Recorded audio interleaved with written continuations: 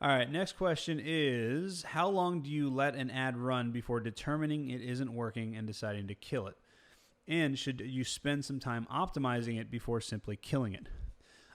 So yes, basically what I do, and I'm assuming we're talking about a Facebook ad, but you can do this with a Google ad also. So when you're running a Facebook ad, you have an angle, right? And basically with the angle, what you want to do is you want to test a lot of different things with the angle. So it's not a specific ad. So on Facebook, I'll have this one ad angle where basically the concept is that, how do you compete with the $75 divorce? So how do you compete with the, $75 bankruptcy? And the way you do that is by decommoditizing yourself. And the way you decommoditize yourself is that you prove your value and you make it so that they don't want to hire any attorney. They want to hire you. And once they do that, price no longer becomes an issue. And that's, it's kind of like what I did for myself, where basically, most people don't want to hire any internet marketing company. They want to hire me because of all the value that I've provided. So the idea is that I'm going to teach lawyers how to do that for themselves and how to decommoditize themselves. So basically what I test is I test a lot of different things. I'll test the ad copy. I'll test different sizes of the image.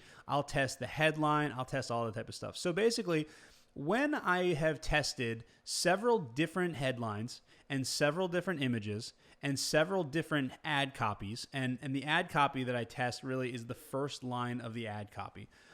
If I've tested all those things multiple times and I've probably spent a couple $100 and it's either not getting leads or the leads are just way too expensive, then what I'll do is, and I also test the audiences. I'll try different audiences as well.